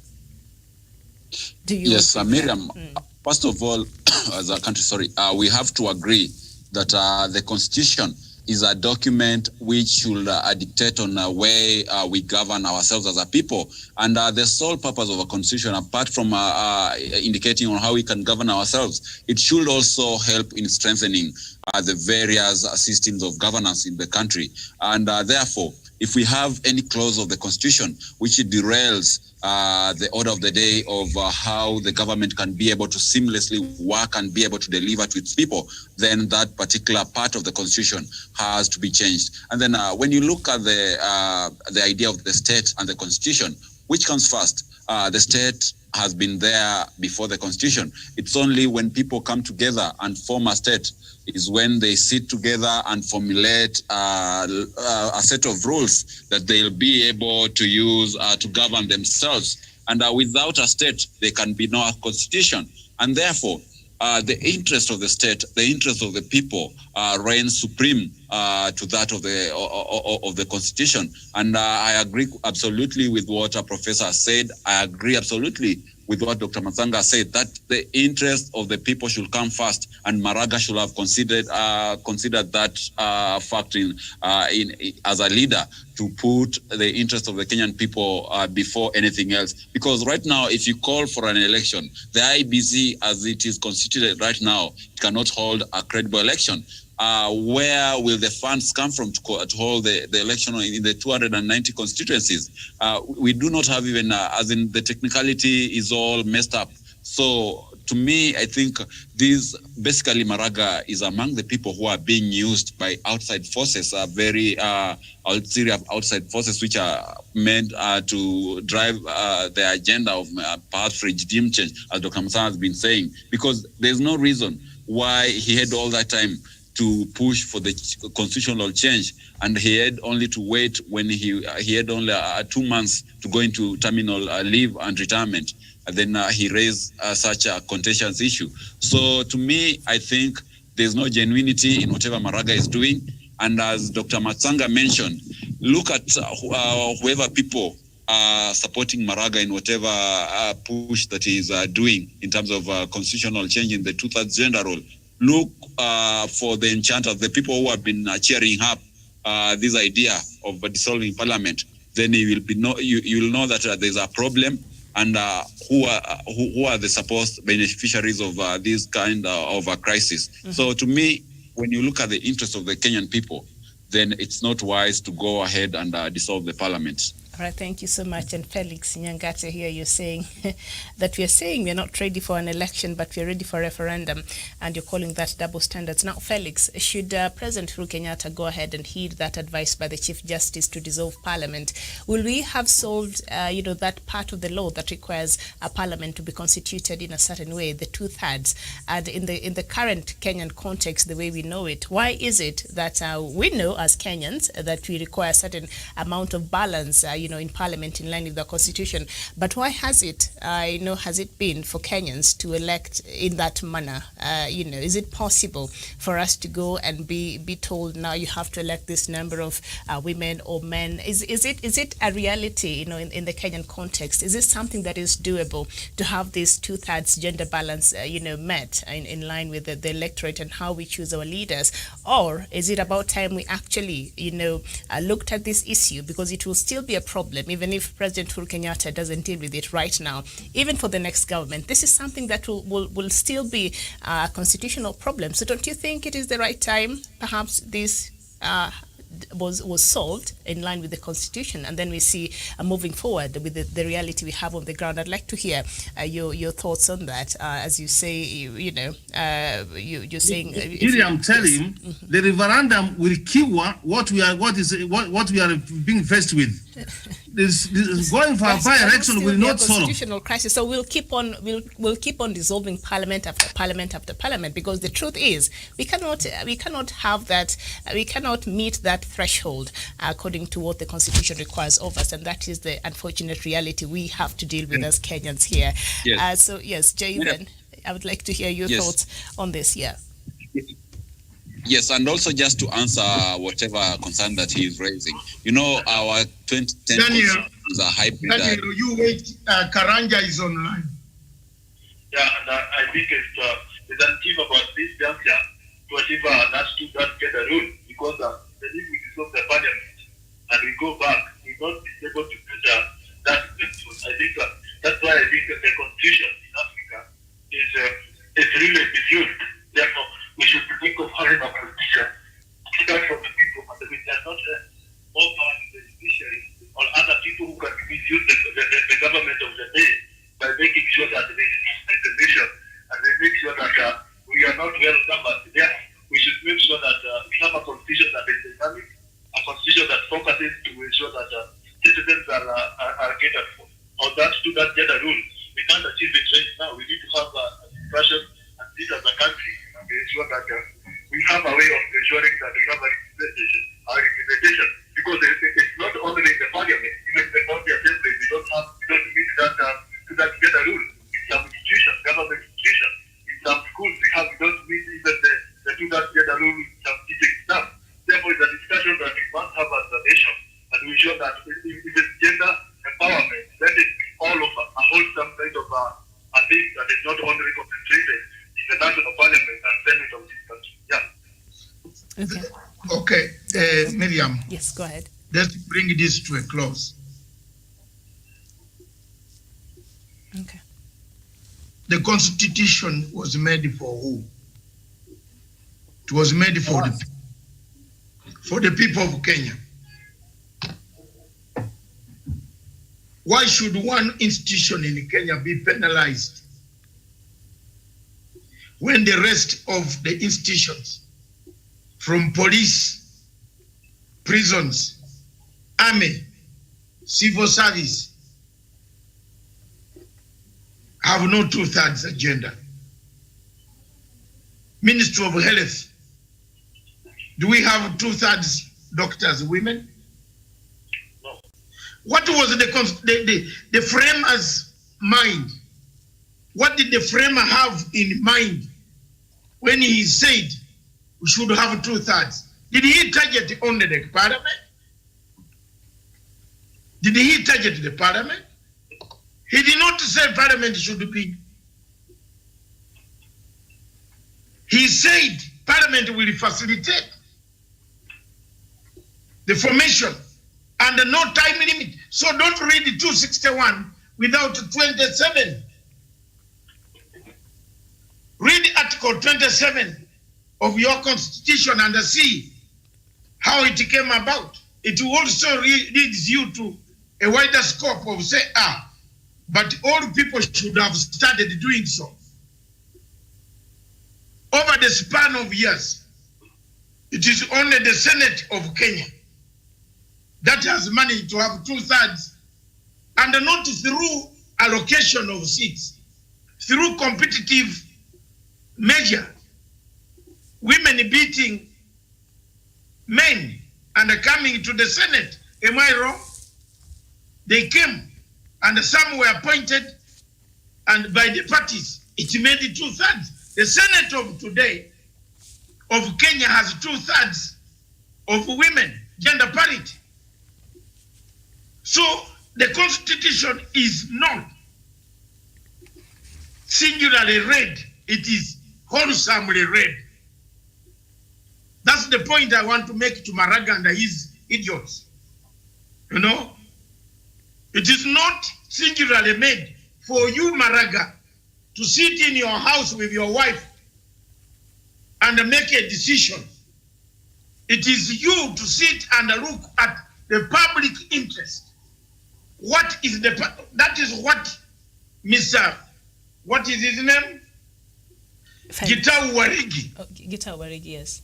Yes. Gitau Warigi, without me reading his article, and you have seen I have not opened his paper. You know, it's here. The clip is here. I have not opened it. I don't know what he has written. It was not made to single out another entity of government for punitive measures. And if these punitive measures were there, the first parliament that screened Mr. Maraga should have been dissolved. Why was the Maraga's first parliament in 2013, when they screened him to become the Chief Justice, not dissolved? Why didn't Maraga issue? Because the constitution was 3 years in advance, isn't it? Why didn't Maraga turn on them and say, thank you for screening me illegally? You have not screened me according to the constitution of 2/3 gender parity. I am now sacking you and I'm resigning also. It would have made a lot of sense for you to be a saint. But this sense of saintism, the African saintism of talking to be given a ticket, you and your family to fly out to Germany and then come around, leave the Kenyans with trouble fighting each other on the streets of Nairobi. Me, Dr. Matsanga, I'm sorry. You can call me all the names that you want to say. I'm not bothered. Call me all the names. I don't eat at Raila's home, neither do I eat at Ruto's home, neither do I eat food at Uhuru's home. I cook my own food, my chicken, African chicken from Sirisa. And I buy it, not because I'm given the money. If I don't have the money, one of my children will send me money to buy chicken. So I feel so sad when you see people trying to wage a combination of stupidity that you take one format. Look at these guys who are lined up here. Miriam, let the production team, bring this team. I want to show people. I want to show you today something that you will never forget. Bring it. Bring this paper on the screen. On the front page. Bring this one. All these people who have written. Miriam, apart from Warigi, Tom Mushindi was the chairman, the president of Open Society Foundation in Kenya. Am I wrong, Mr. Professor? You are right. Am I wrong, Wesonga? You are very right, Dr. Matsanga. Tom Mushindi is the man who helped to buy witnesses against Uhuru Kenyatta and William Ruto. You see, this debate was not properly exhausted. Now that the people are coming back, let's exhaust it. Tom Mushindi, what does he write here? He says, an opportunity for Uhuru to sparkle. Then he said, Miriam, you can read inside what he has said. Then he said that this is the time for Uhuru to let Kenyans feel the full weight of the rule of law. NGO! Is he writing like a Warigi? Look at the article of Warigi and look at the article of Tom Mushindi. The biggest beneficiary who has built houses in Kampala. There is a house he left in Kampala. Museveni wanted to slaughter this Tom Mushindi. Did you hear the story? I can give you the story. Yes. When he was posted there as the chairman of Nation Media in Kampala, what happened? Ask Tom Mushindi, why did you run at night? Who saved you? These are the people who have been against Uhuru Kenyatta. Makau Mutua,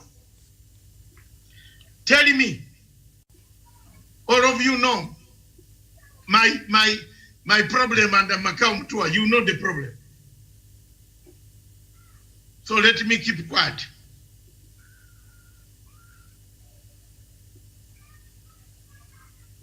Let me keep quiet. Because if I talk much about Makau Mutua, some people will call me personal. Makau Mutua came in with George Soros' money. Makau Mutua created the IDLO. Makau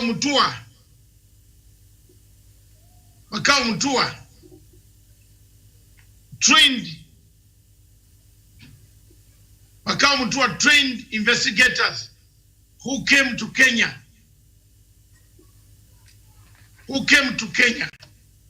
to investigate all the ICC suspects. Makau Mutua played a vital role in giving Maraga money in when Maraga was a lawyer in town in Nakuru. Those are among the four men I found on the table in America Hotel when they were making a deal with Maraga to release the 400 men, 600 people, so that the Ocampo case can be strong. Let's go.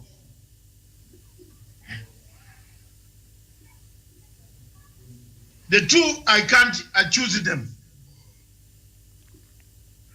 I can only say that much to wrap up all this, because all of you have got a say, and we need to go now. I want to tell you one thing. Constitutionalism has four planks. The most important type of constitutionalism is public interest. You cannot do any constitution which has no public interest and impose it on people. You cannot make a ruling and sentence a woman in Busia who has stolen one chicken to 200 years against the public interest. The public interest will require to override the constitution. You have seen it in Kenya. When the people cried about the fees in Busia, the DPP dropped the charges. How many times has the DPP, my panel, dropped the charges because of public interest? Public interest is the finding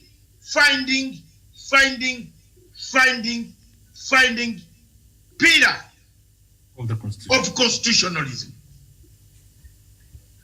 I wanted to bring this to Kenyans. You can argue with me, call me the names, you can even call me everything.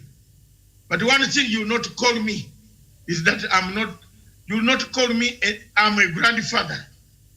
You will not call me, I'm not a grandfather. That is one value. Felix, you can insult me up to heaven, but you will not take away my age. Please, and therefore, enjoy watching. But the truth here is, the main pillar of constitutionalism is, and I repeat, is public interest. Whether in the United States, whether in Britain, whether in Europe, it is the public interest that governs, keeps the constitution as it is. If the constitution becomes ugly, the people ask for it to be changed. Like now, there are so many cries about the constitution of 2/3 agenda parity. People are crying to say, no, this cannot be achieved. It's not achievable. Therefore, the Kenyans yourselves, you sit down and see what is achievable. Even if you dissolve the parliament today, the only thing you want to hurt is you hurt Uhuru Kenyatta. You make sure that he will not, his presidency is 2.5 years gone. He will not function. That's all that is all. But there is no way you will achieve 2/3 agenda parity in this world before God. And I swear today, before God, you can't achieve it. How will you achieve it? You need to change all the chapters, including the chapters of Constituency 97. You must enlarge the parliament. You must make sure that you create room for special seats of women. Another group of human beings will soon come and say they also need gender parity. There is one thing that I want the professor to hear. And the Professor Nyari, in a world today where you cannot tell a man and a woman, and a man as being a woman, what is it? How do you interpret this gender parity? Transgender, they're also coming in. That's a special group. So transgender people are going to say they have a right in the constitution. Sidio Miriam. Haki ya Mungu, tuambiane ukweli. In the world where women are marrying women, men are marrying women, men. What is gender equality, you Kenyans? What is it that you are wasting your resources? There are more men who are marrying men in this country, and there are women who are marrying women in this country. Where is the gender parity? Why are you stuck on the gender parity? So how will you call women, girls whom you find in a club drinking alone, and you think they are some people's husbands? They have husbands left at home, yet there are husbands on the table.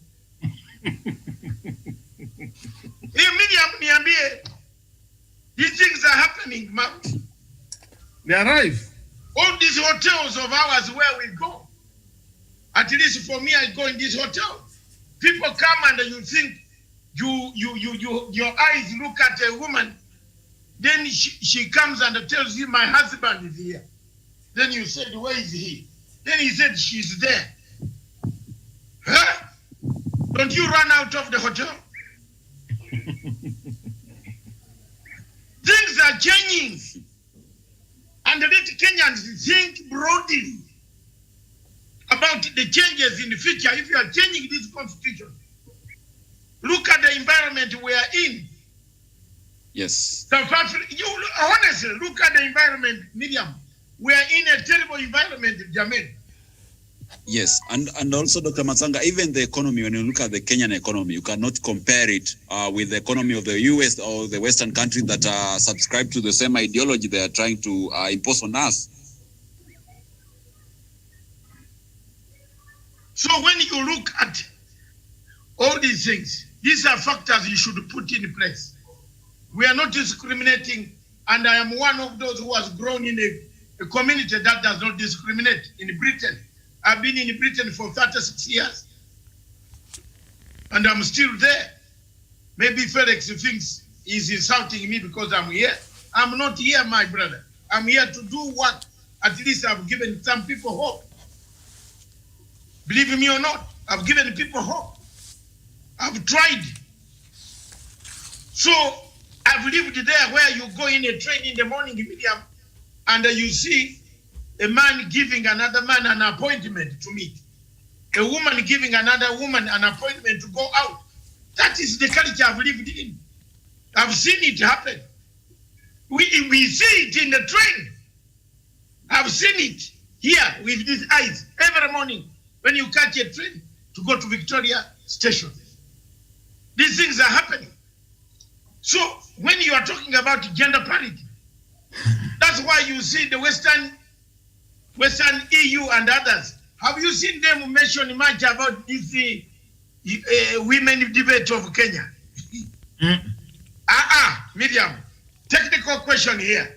Have you seen ambassadors in here talking about your problem with Maraga?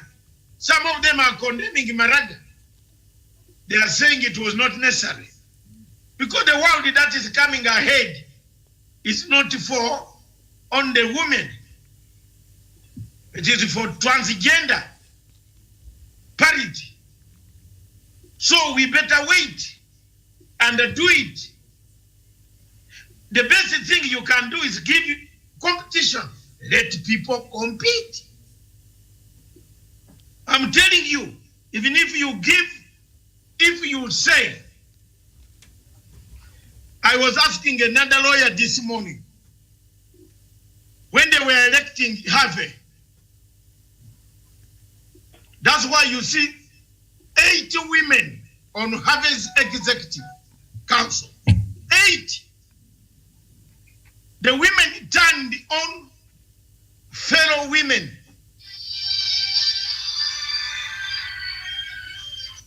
The women turned on fellow women and voted fellow women. When it came to men, they didn't vote them. The women did not vote for women, for men. That's why you find that every post where there was a woman, the women were more in the hall, in the voting across the country. They voted for the women. When it came to men voting, the women voted a woman, whether she looks nice. I will date her tomorrow. I will call her to Radisson Blue for lunch. This woman lawyer this morning told me something, and we had a discussion of about 1 hour. I was questioning her how they ended up electing 80 women versus 3 women on the panel of Harvard. So the question here is this, Miriam, as we end this show. Constitutionalism was and is for public interest. It's true. A constitution is not for singular interest. It is for public interest. You can have powers as the Chief Justice. to use the law, but there is another superior power to reduce your power. Why is the Chief Justice not the president? Why? Why is it that if the president is not there, the Chief Justice does not immediately take power? If it goes to the Speaker of National Assembly, isn't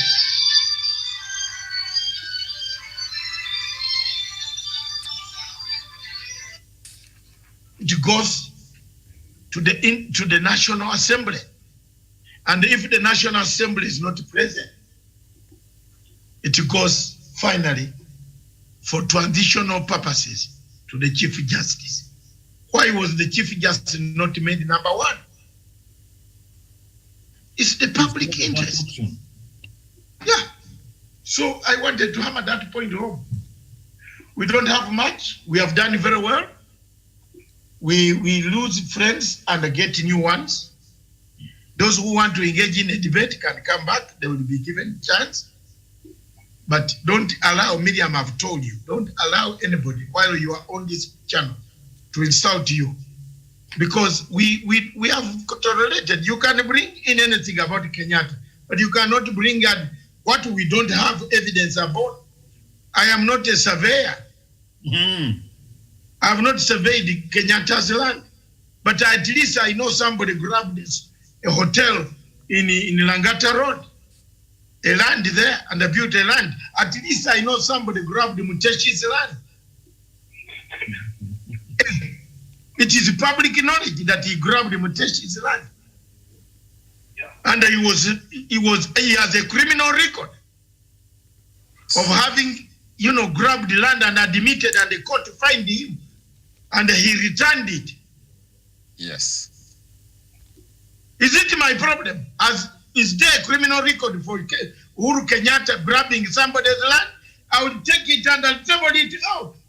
Msiniambia ya upuzi. Yes. If there is a record where Kenyatta has grabbed land, yiko kwa koti, niambie, I will say it. But I have a record of the deputy president grabbing Muteshi's land, the brother of the director of immigration. He grabbed his land and used it. Honestly. Honestly. He grabbed it and started developing it. So how many people are dying in silence? Did I grab Muteshi's land? Wachana. Usinitishatisha na upuzi. If Uhuru Kenyatta has grabbed somebody's land, tell me. But I'm bringing comparison here, Miriam. This is a man, he's a case, his hotel is going to be the hammer, the bulldozer. If he was not the deputy president, if Uhuru was not a good president, if Uhuru was like him in YK2, where he used to beat up people, where you want us to tell you more. Some of us who fought against Moi's regime are quiet here. Please, don't tell me to tell you more. This behavior, you can't elect this guy again. No. These guys beat people here. Yeah. Tell me that Uhuru Kenyatta was YK 1992. Tell me. Show me the record where it says Uhuru was a member of YK 92. Nyenye musilete, nyenye wa Kenya, it is up to you. It's not my... Please, I've done enough, Miriam. Go to the records. I know you're a very good analyst and a reader. Go to the records. Uhuru has never been a member of YK 92. That is true. But Ruto was a member of a dreaded YK 92. Dreaded. And if dreaded, the word English dreaded. That's a man you want to give power again. He fought Mr. Honorable the Red Jesiren in the State House, the court of the State House. Wacha campaign zianze. Wacha zianze. People have not forgotten. Where are the Mwakenya fighters? Where are the Mwakenya fighters? Rise up.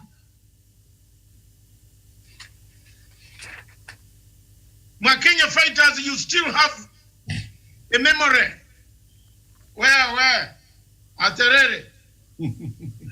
Wachana. The Koigi Wamwere, who are now flip-flopping. This is the guy who used to hammer us, who took us to the downground in Nyanya House and the Nyati House. Have you ever been there? Nyanya muache, huyu ndio huyu. Let's go. Wachana.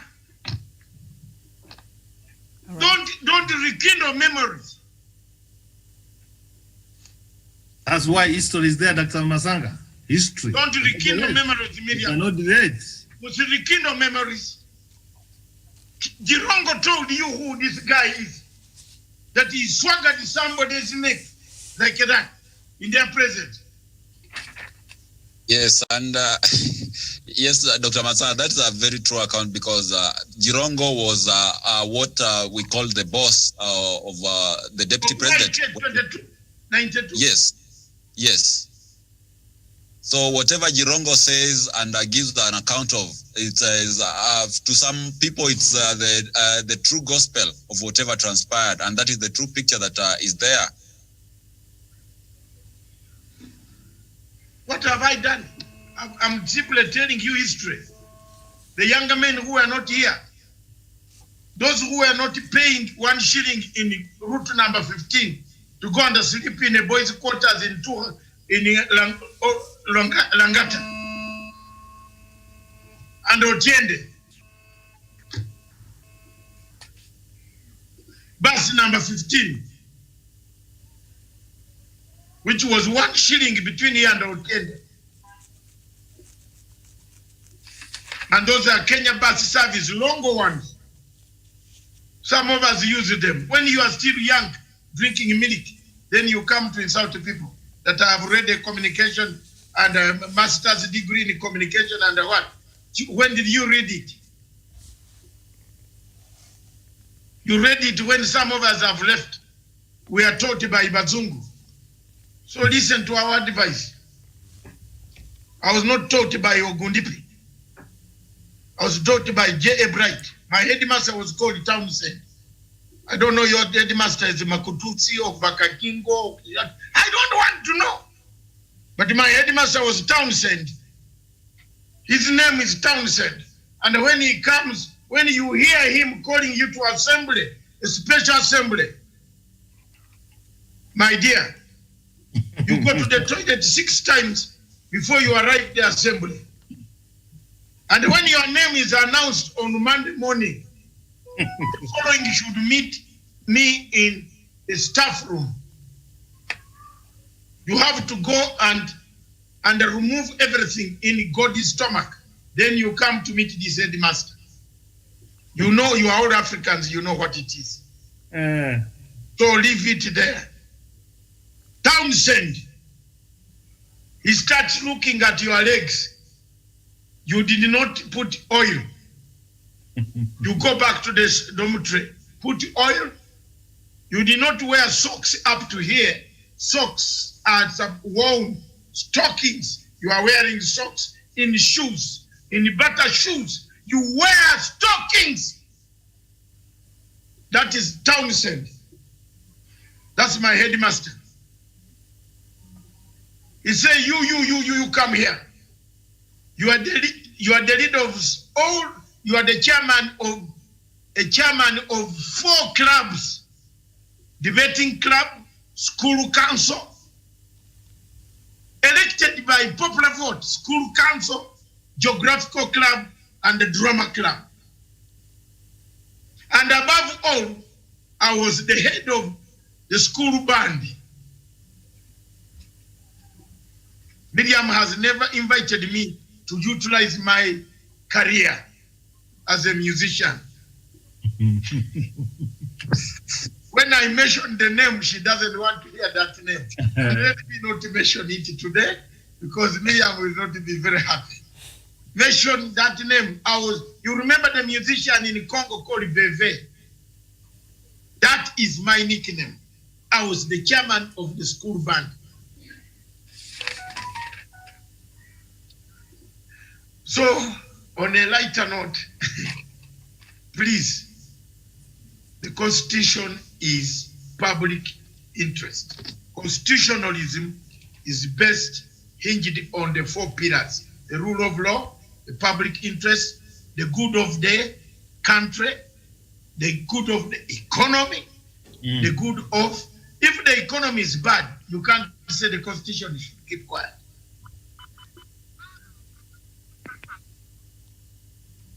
And the governance of the people. I thank you, Miriam. Thank you. Thank you so much, and the rest of the panelists. Let's meet here tomorrow, I think 9 a.m. there, for more news and current affairs happening in Kenya and across the globe. Thank you so much for watching. We'll see you tomorrow, God willing. Bye-bye for now.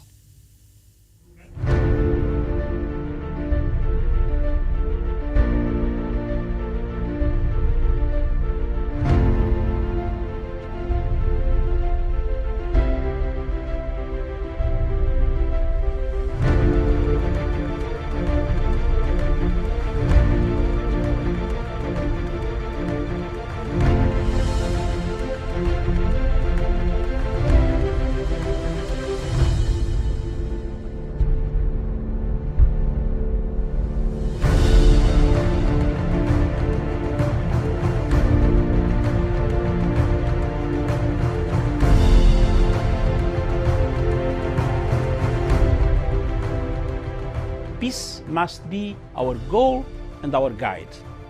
And all that we strive for as a human family, dignity and hope, progress and prosperity, depends on peace. But peace depends on us.